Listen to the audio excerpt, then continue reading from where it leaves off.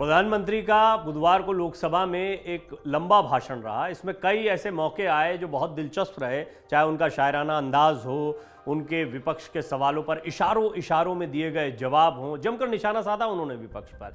इस दौरान लेकिन कुछ ऐसे पल भी आए जो कई लोगों की आंखों से चूक गए होंगे। तो हम आपको बताते हैं कि एक ऐसा पल भी आया जब प्रधानमंत्री ने कांग्रेस सांसद शशि थरूर की तारीफ करी, उनको धन्यवाद दिया। दरअसल प्रधानमंत्री ने कांग्रेस सांसद शशि थरूर का धन्यवाद कहते हुए उन्हें थैंक यू शशि जी तक कह दिया। पीएम मोदी द्वारा शशि थरूर को किया गया उनका धन्यवाद अब चर्चा का विषय बन गया है। लोग ये जानने की कोशिश कर रहे हैं कि आखिर ऐसा क्या हुआ कि पीएम ने कांग्रेस सांसद को धन्यवाद दिया। आइए हम आपको बताते हैं, पीएम मोदी ने शशि थरूर को थैंक यू शशि जी कहा। दरअसल पीएम मोदी ने लोकसभा में अपने भाषण के दौरान विपक्ष को कांग्रेस के नेतृत्व वाली पुरानी यूपीए की सरकार के दिन याद दिलाए। उन्होंने कहा कि 2004 से 2014 के बीच देश की अर्थव्यवस्था खस्ता हाल हो गई थी, महंगाई डबल डिजिट में थी, निराशा नहीं होगी तो क्या होगा। जिन्होंने बेरोजगारी दूर करने के वादे किए थे वो तो घोटालों के आरोपों से ही घिरे रहे। इस दौरान उन्होंने यूपीए शासन को घोटालों का दशक बताया और कहा कि कांग्रेस ने हर अवसर को आपदा में बदला।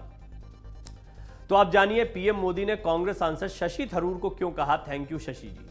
मीडिया रिपोर्ट्स के मुताबिक भाषण के दौरान जब प्रधानमंत्री मोदी ने मनमोहन सिंह सरकार के दौरान हुए घोटालों को गिनाना शुरू किया तो कांग्रेस नेता अधीर रंजन चौधरी समेत कई कांग्रेस सांसद विरोध में कुछ बोलते नजर आए। बाद में विरोध जताते हुए कांग्रेस सांसदों ने अधीर रंजन चौधरी के नेतृत्व में लोकसभा से वॉकआउट कर दिया। शशि थरूर भी कांग्रेस सांसदों के साथ सदन से बाहर निकल गए। इसके बाद जब विपक्षी दलों के सांसदों ने सदन में वापसी की तो लौटने वालों में सबसे पहले शशि थरूर ही थे। उस दौरान अपना भाषण दे रहे प्रधानमंत्री नरेंद्र मोदी ने शशि थरूर को देखते ही कहा थैंक यू शशि जी। इस दौरान बीजेपी के कुछ सदस्यों ने हंसते हुए कहा कांग्रेस में बंटवारा हो गया, कांग्रेस में बंटवारा हो गया। इसके बाद पीएम मोदी भी हंस पड़े।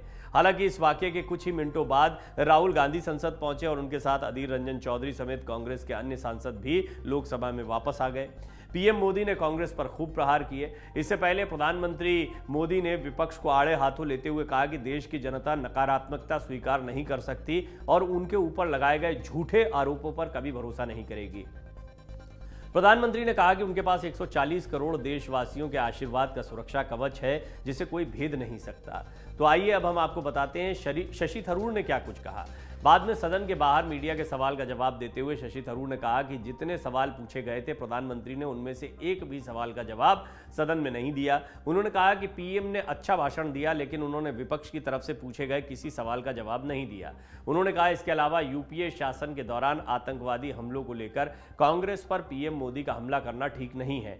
वो कांग्रेस नहीं भारत पर हमले थे। हमें पुलवामा, उरी, पठानकोट, संगरोटा का राजनीतिकरण नहीं करना चाहिए। नरेंद्र मोदी जी देश के लिए बोलिए।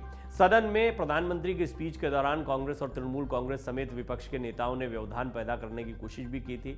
शशि थरूर की स्थिति बड़ी दिलचस्प है। शशि थरूर ने जैसे ही सदन में दोबारा वापसी की तो कांग्रेस में बंटवारा हो गया, कांग्रेस में बंटवारा हो गया, ये बीजेपी की तरफ से कुछ लोगों ने बोलना शुरू किया।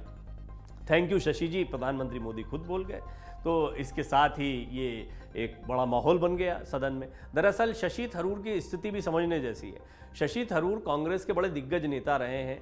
दक्षिण की राजनीति में उनका अच्छा प्रभाव रहा है। दूसरी बात यह है कि वो यूएन में लंबा समय बिता चुके हैं, राजनीति की गहरी समझ रखते हैं, अंतर्राष्ट्रीय मामलों के अच्छे जानकार हैं, भाषा पर अच्छी पकड़ है, खासे लोकप्रिय रहते हैं, सोशल मीडिया पर भी कई वजहों से छाए रहते हैं। भारत जोड़ो यात्रा के दौरान भी वो राहुल गांधी के साथ दिखे। दूरियां कहां से बनी?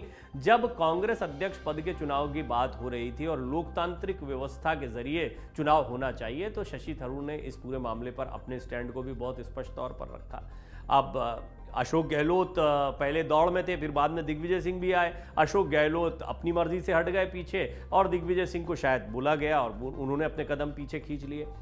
मल्लिकार्जुन खड़गे जो है वो कांग्रेस के नए अध्यक्ष के तौर पर सामने है। पहले से तय माना जा रहा था कि मल्लिकार्जुन खड़गे निर्विवाद रूप से चुने जाएंगे या निर्विरोध चुने जाएंगे, लेकिन विवाद तो उतना नहीं हुआ। मल्लिकार्जुन खड़गे काफी सीनियर रहे, निर्विरोध नहीं रहा मामला। विरोध करने के लिए शशि थरूर आए, यानी उनके सामने उन्होंने भी चुनाव लड़ा। हालांकि बहुत बुरी तरह से शशि थरूर हारे, लेकिन फिर भी उन्होंने कहा कि मैं लड़ा और एक तरीके से एक लोकतांत्रिक व्यवस्था पार्टी में है, पार्टी में किसी को भी चुनाव लड़ने का अधिकार है। इस बात को भी स्पष्ट तौर पर हम रख पाए। बाद में कहानी शुरू होती है। इसके बाद में चलिए ये एक व्यवस्था थी कि सभी को लड़ने का अधिकार था, लेकिन जब मल्लिकार्जुन खड़गे की टीम बनाई गई तो उसमें शशि थरूर नहीं थे और शशि थरूर धीरे धीरे हाशिए पर जाते दिखाई दे रहे हैं। कांग्रेस पार्टी में उनका कद कमजोर हो रहा है क्या, ये एक बड़ा सवाल है। शशि थरूर जो है वो भी बहुत सदे सदे बयान दे रहे हैं। शशि थरूर ने हाल ही में कहा था कि भारत जोड़ो यात्रा निकाली वो ठीक है, इन लोगों की भीड़ को जो साथ में चल रहे थे इन्हें वोटों में तब्दील करना भी जरूरी होगा और अगला कदम क्या होगा राहुल गांधी का, ये बहुत महत्वपूर्ण। ये शशि थरूर की कुछ ऐसी सलाहें हैं जो उन्हें मीडिया के जरिए अपनी पार्टी को देना पड़ रही है। इस सब के बीच में सदन में अगर प्रधानमंत्री नरेंद्र मोदी कहते हैं थैंक यू शशि जी, तो ये चर्चा का विषय बनना तो लाजमी है। डाउनलोड करें अमर उजाला ऐप और पाएं खबरें लगातार। अगर आप ये वीडियो YouTube पर देख रहे हैं तो हमारे चैनल को सब्सक्राइब करें और बेल आइकन को दबाना ना भूलें। अगर आप Facebook पर ये वीडियो देख रहे हैं तो हमारे पेज को लाइक करें।